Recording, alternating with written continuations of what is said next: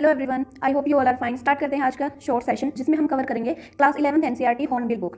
Class 11th NCERT all chapters and all poems. तो start करते हैं। First chapter is the portrait of a lady written by Khushwant Singh. The portrait of a lady written by Khushwant Singh. इनको trick से करते हैं क्योंकि ऐसे तो ये मेंशन है ही। तो देखो, एक लेडी है जिसको पोर्ट्रेट बनाना बहुत पसंद है और वो पोर्ट्रेट बना के हो जाती है खुश। ठीक है, एक लेडी जिसको पोर्ट्रेट बनाना पसंद है और वो पोर्ट्रेट बना के हो जाती है खुश और क्या करती है, उसकी फ्रेंड उससे पूछती है कि तुम्हें डर नहीं लगता कि तुम सारे घर के काम छोड़ के पोर्ट्रेट बनाती हो। तो वो बोलती है नॉट अफ्रेड, मैं डरती नहीं हूँ क्योंकि मैं अपने काम जैसे कि कुकिंग पहले कर लेती हूँ, उसके बाद अपने ईष्ट यानी कि अपने भगवान की पूजा करती हूँ और फिर पोर्ट्रेट बनाती हूँ। तो वो ऐसा बोलती है। तो एक दिन क्या होता है, जो ये लेडी है ये पोर्ट्रेट बनाती है, जो ये देखती है कि उसका जो पोर्ट्रेट है वो टूटा हुआ है। उसको क्या डिस्कवर हुआ, उसको क्या मिला, क्या पता चला कि उसका जो पोर्ट्रेट है वो टूट गया है।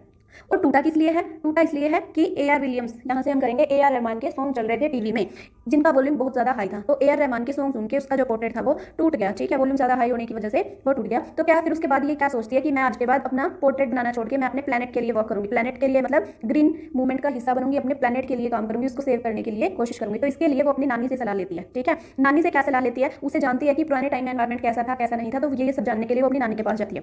नानी उसको बताती है कि हमारे टाइम में तो एनवायरमेंट बहुत अच्छा होता था, हम तो एडवेंचर भी करते थे, बहुत एडवेंचर करते थे और वो भी जीते जाते जयंत यानी कि जीते जागते एडवेंचर करते थे, जिसको मैं अब ना लिखकर मैं तुम्हें लिख के नहीं बता सकती। वो क्या कहते हैं कि हम एडवेंचर करते थे जीते जागते, जो मैं तुम्हें अब लिख के नहीं बता सकती कि हम क्या क्या करते थे। फिर वो आगे बताती है कि क्या करते थे, हम तो रोड के ऊपर मिडल हम रोड पे मिडल में चलते थे क्योंकि पुराने टाइम में व्हीकल नहीं होते थे ज्यादा, इसलिए किसी चीज का डर नहीं था। और वो क्या कहते हैं कि मैंने अपनी फ्रेंड नेटली के साथ लैंडस्केप भी देखा है, फ्रेंड नेटली के साथ लैंडस्केप भी देखा है। और क्या देखा है कि अपनी टेरेस यहाँ से टेरेस यानी कि टेरेस जो हमारे ऑथर है इनका, जो राइटर है इसका, यहाँ से हम ले लेंगे टेरेस यानी कि छत। हमने तो अपनी छत को ब्राउनिंग यहाँ से ब्राउन होते देखा है, जैसे कि ताजमहल अब डार्क होता जा रहा है ना एनवायरमेंट की वजह से, जो एसिड रेन होती है उसका रीजन है। तो यही रीजन है कि वो कहती है कि हमने तो अपनी टेरेस को ब्राउन होते हुए देखा है ड्यू टू एसिड रेन या एनवायरमेंट खराब होने की वजह से। आगे देखो पोएम्स में क्या है।